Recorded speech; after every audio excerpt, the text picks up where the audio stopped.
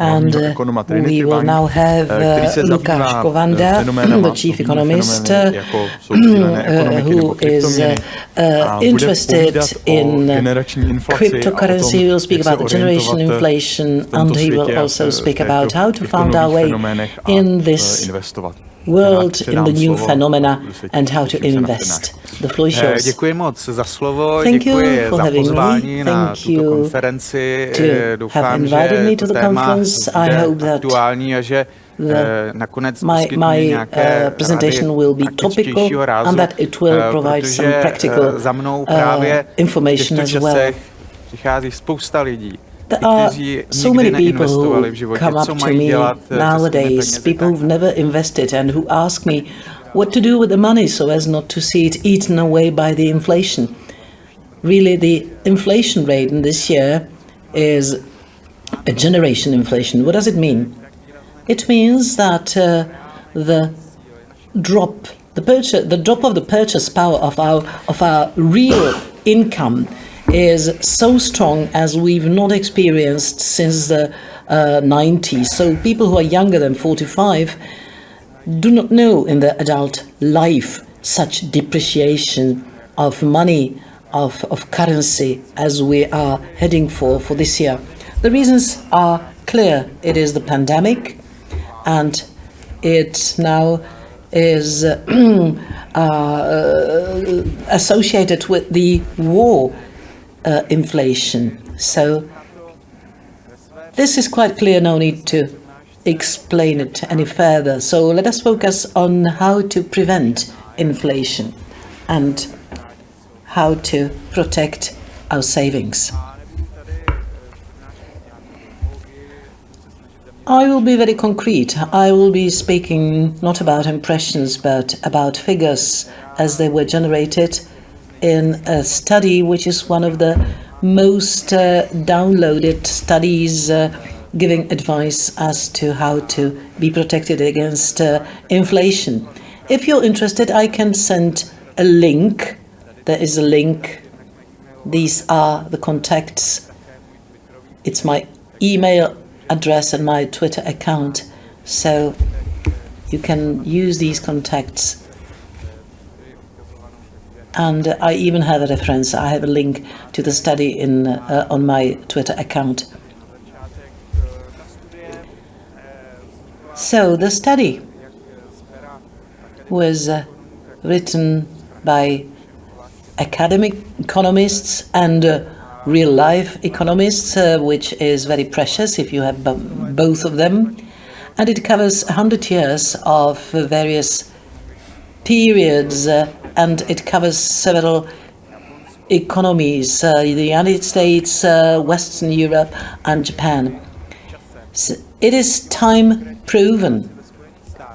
This is the situation in the US, and the curve showing the inflation development. You can see the periods, the regimes. You can see the pink, which the pink straps, which or bands, which show the inflation regimes, and the recessions, which are marked in red. You can see the big growth of inflation during the Second World War, where we reach up to 20%. That is the war inflation.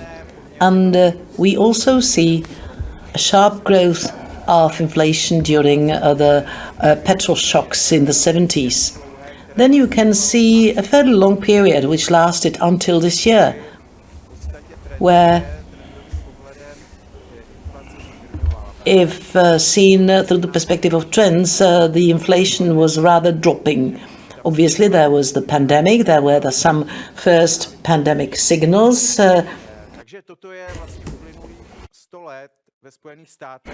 So this is the past 100 years in the United States in terms of inflation. And all kinds of assets, all kinds of investment opportunities are included. What is included is the performance, how they just performed over those 100 years. Let us now have a look at the individual assets. We will remain focused on the United States, but it will be just as valid for the developed world, other developed economies, including the Czech Republic. So this is the performance of shares during the inflation periods, during the periods when inflation rate was very high. The table is rather complex, but what is of key importance is what is marked red. The first part of the table, that is the 8 columns on the left, are the individual inflation periods, as we saw on the previous slide. This is, again, the United States. You can see the Second World War, you can see the petrol shocks in the 70s. These are the inflation periods. And in the red column, you can see the performance of the individual categories or classes of shares. They are divided by the sectors, industrial sectors. You can see the energy generating sector, chemistry, retail, healthcare, financial businesses, banks, and so on. The red column shows the performance of these shares during the period of rapid inflation. And you can see that there is the minus mark almost everywhere. It means that this does not provide good protection from inflation. Also, it has been in the past 100 years. You can see that a real valuation net of inflation, that is real value, you can see the slumps by 15-20%. The only shares which could beat the inflation was energy. So if you really want to invest and be protected against inflation, it is energy.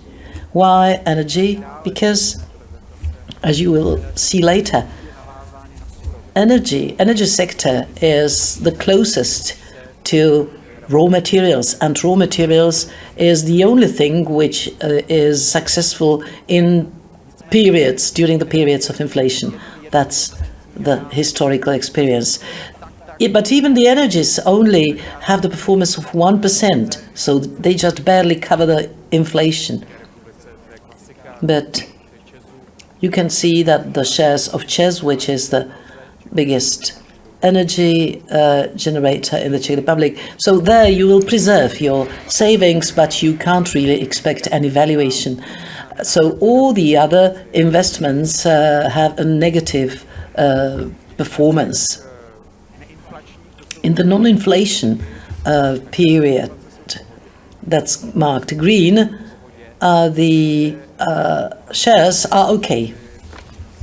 You can see that the performance is positive, that is, the valuation is positive. So these were shares. Now these are bonds. Bonds in a period of rapid inflation, which we now experience, they don't fare very well, which is no surprise, because when inflation rates go up, central banks, as we can see now in the Czech Republic, struggle against the inflation by increasing the interest rates. So not only the interest rates of mortgages go up, but the sovereign bonds as well. What is typical is that if the interest rate goes up, then its value goes down, because intuitively the state has to pay more and more to attract investors to borrow money. So the investors have to charge a huge interest to make the loan. And it's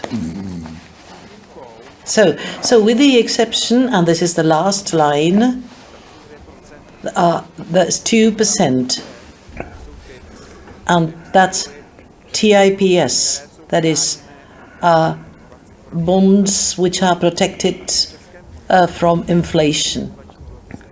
And in the Czech context, the so-called savings bonds represent one of the best opportunities how to be protected from inflation. You may remember the video made by the ex-finance minister Schillerová from 2020, who said that savings bonds were a very good Christmas gift. Many people laughed at it, but actually they were all startled by inflation, and the tips seem to offer very good protection from inflation. We will only know in autumn, in October, September, what will the performance be, but it can be expected that these bonds can yield 12-13%, which is comparable to the term deposits in banks. But in what you put on term deposits is 3 or 4 times less. Unfortunately, these bonds can no longer be purchased. It was only possible until the end of the year 21. The current government has suspended it, and there is no surprise because it would cost too much. So this, once again, these are the counter-inflation bonds. So it's the only class of bonds which can beat inflation. And again, you can see the data from the United States. It is 2%. That was 2% in the United States. It might be 13% in the Czech Republic by next autumn. This is the performance of shares if you put all the sectors, industrial sectors together, including healthcare, banks, energy companies, and so on. You can see that the shares are minus 7%. Again, it's marked red. The government bonds, the sovereign bonds, is minus 5%. And the strategy, which is often recommended, 60-40, meaning 60% in shares and 40% in bonds in your portfolio, as you can see in the pink-colored column, during the rapid inflation period, they can't beat inflation. It is negative again. But the same applies. But there are those other periods where they are very good, if it is not high inflation period. So neither shares nor bonds can cover us, can protect us from inflation. That's the verdict drawn from the past 100 years. What can protect us from inflation? The winner, incontestable winner, is raw materials. You can see the green column, which is determining when seen through the perspective of inflation. This is the real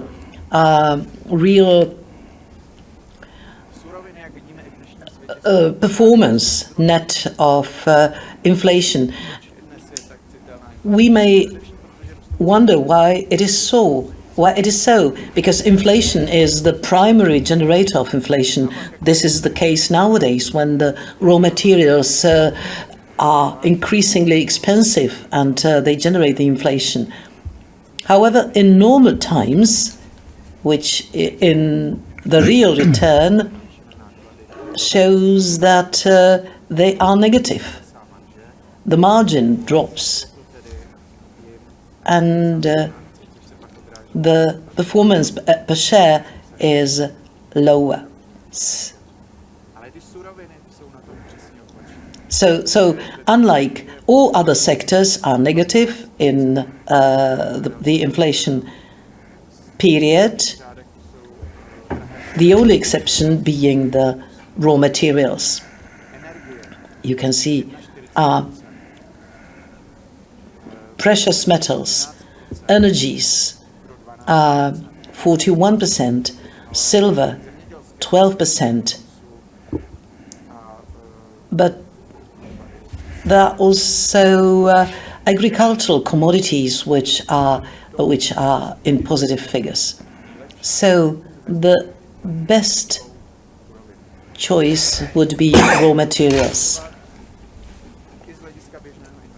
Even regular small investors, retail investors, can invest in raw materials. This is not something that is exclusive to professionals. Even in Czech Republic, you can ask a broker to trade with commodities from your account.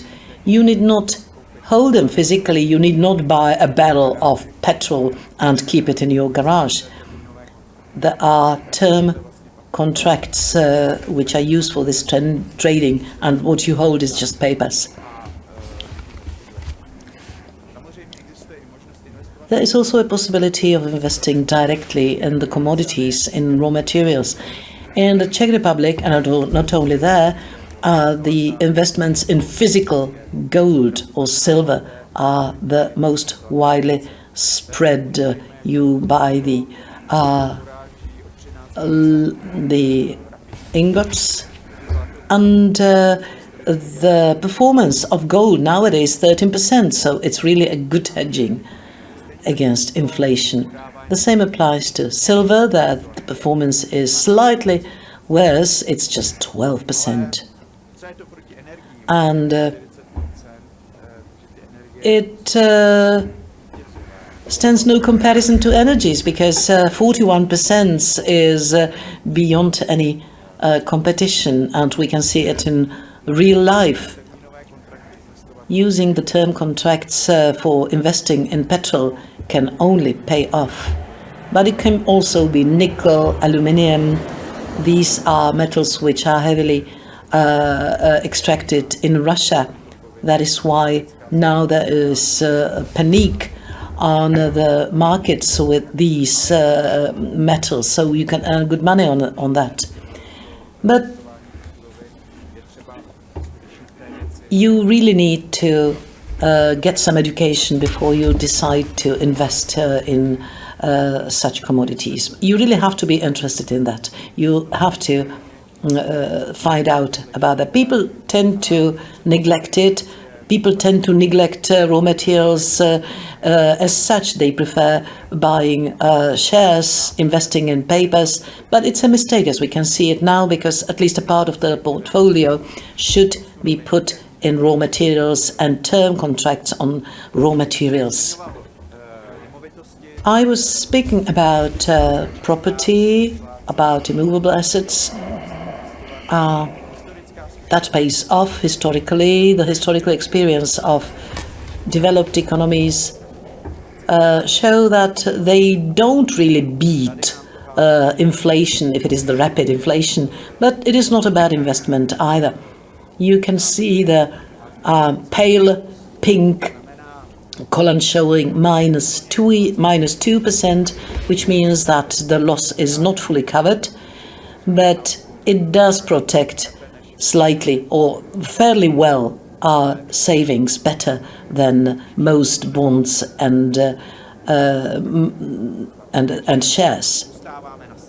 So if we invest in the movable assets, we are fairly well protected, but that is nothing if you compare it to raw materials, because raw materials perform much better.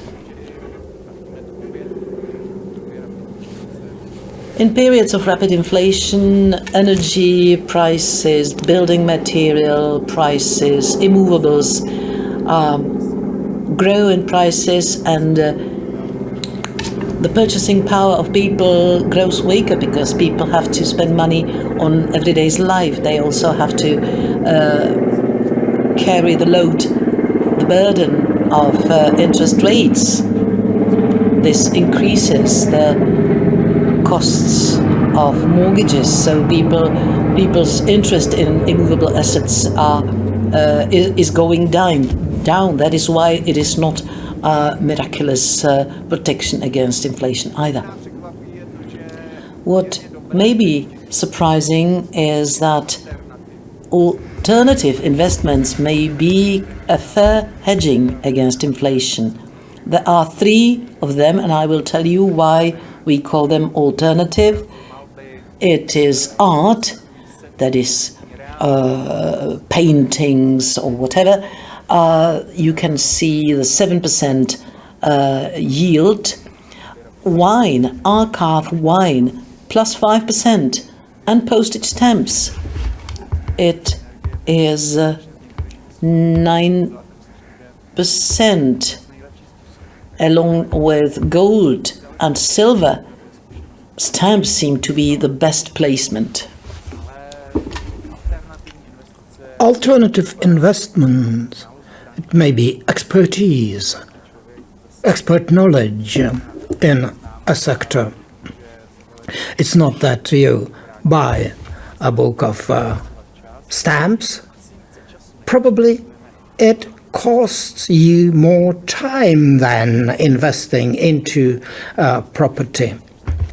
In terms of raw materials, you get a good piece of information. But if you invest into art, wine or stamps, you have to go there, visit galleries, go to stamp exchanges and so on. And you will not get that knowledge during one weekend.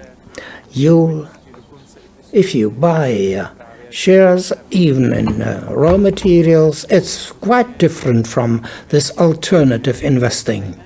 We should not leave those aside, especially if we are experts, say, in arts or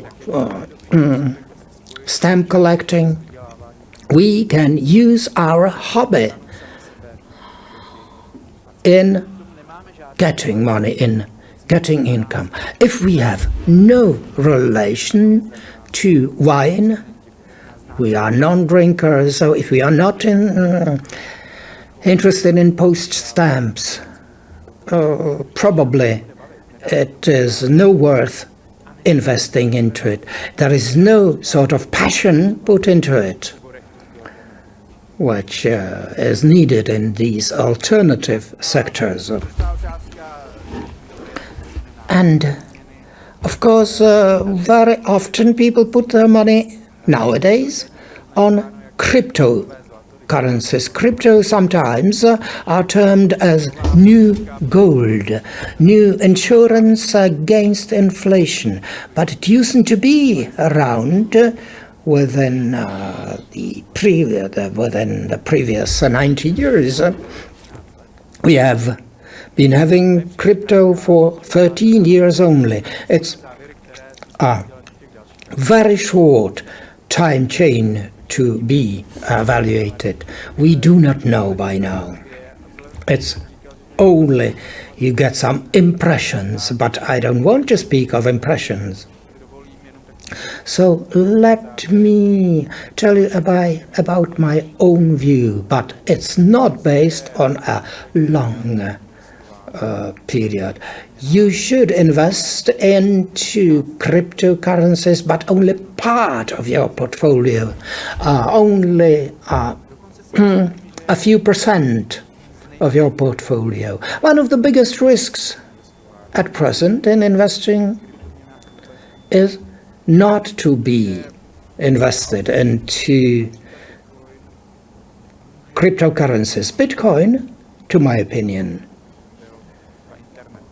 can be a breaking point. I am not a maximalist on Bitcoin, but Bitcoin still is nearly there in terms of the network, and it can become the basis for a new payment system. So it's good to have at least a part of your ticket, of your admission ticket, being paid. You do not have a whole Bitcoin. It can be only a half or a quarter. People ask me how to invest into Bitcoin. It costs 1 million or 1.5 million, and it's all my savings. But you can only buy a small percentage of Bitcoin, and thus you get invested, and if the new payment system develops, you are already there. And if it does not, if some regulation wipes out the Bitcoin, I don't think it will happen, but you have to count on the possibility, because you only have 3% of your whole investment. It will not cause you weep. The biggest risk, I believe, is not to be in cryptocurrencies at all. Because through them you get, as I said, you get the admission ticket for the future. Not to be there is really a big shame. So thank you for attention, and I'm looking forward to questions. Thank you for the speech that described the whole possible portfolio. So let's look at the questions. The first one, if the performance of share and if it goes down, isn't it a good possibility for long-term investors to buy them? Well, we should buy, and that not only applies to shares. We should buy at a time when, well, blood is running in the streets, when we are warned in the media, get your hands off it. Well, that's the real opportunity. It's the best time to invest into shares. But generally speaking, I think that one should invest regularly. I should say, well, I will put my money every day of the month into this or that portfolio. It's the timing is difficult even for big-scale investors. Not to speak about persons like myself or others who do not have the time to study at all. And if you can see the opportunity, I, for example, found an opportunity when pandemic started in the US in late March 2020. It was a good opportunity to invest in whatever you can think of. It's the time to invest. The tables I was showing, they rather represent the long-term performance in beating inflation. Another question, a complicated one. How would you, through what broker you would recommend to invest? Well, I shall not speak of names, but you can go to your banker and say, well, I would like to invest into shares, and I think they will be happy to demonstrate a big number of issues. But you have to invest quite a sum of money. Or you have your own broker, a broker company, and you open your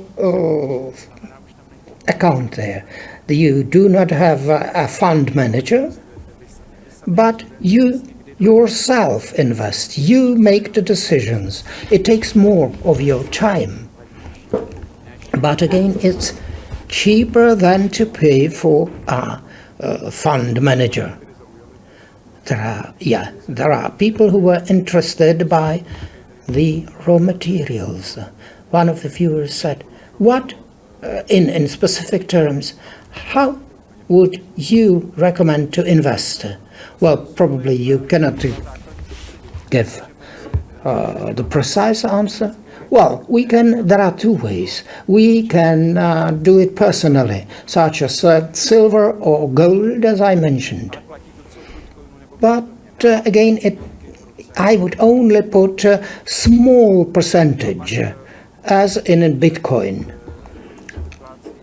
And you see, it's worth to invest in metals like nickel or aluminum, or into oil or wheat.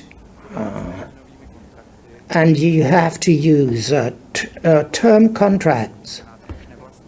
You do not own the raw material physically. Gold or silver can be held in your safe. But here I only hold a paper that entitles me to some cotton or wheat or nickel or oil. And trades are performed, and that increases my property. Again, I say you do not have to have barrels of oil in your garage. One more question I have here. It was said that energy sector companies are good to invest in. If you buy shares, can't you also buy ETF that is connected at this time? Well, the situation in the market of energy is so tense that it will pay back. But the big percentages of growth are over. The shock happened last year in natural gas. But in terms of what is going on in Russia and in Ukraine, in a midterm view, raw materials are still in short supply. And if the Ukrainian war results in another Cold War, and Russia is a key country in many raw materials, such as oil, gas, gold. If we make our stake on raw materials, they will be up for a long time. If this big supplier is cut off the market, it will again boost the growth of prices. We will have more expensive gasoline and energies as a whole. But we will compensate for it too, because we have invested. And the last question, if you, for example, count in the income from a rent, well, the methodology, I don't know how to count on rent. Probably it's the self-appreciation of the property that counts. But I must say that the listener sort of caught me with my pants down. Those who are interested, please write, and I will do my best to answer. Always invest with using your own head. What I said, it's not my advice or recommendation. I don't want to get rid of responsibility, but I think that everybody has to understand what sort of assets they are trading in.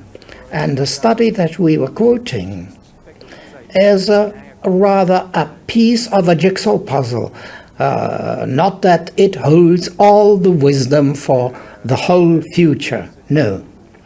We have to understand what's going on in the market and then use my own head. The biggest investors in the world make mistakes. If you make mistake with your own head, you have nobody to blame. Okay, thank you. There are a number of other questions. People found your lecture very interesting. So we'll be looking forward to meeting you once again in the future. Thank you for the questions. And yes, I am also looking forward to further meetings.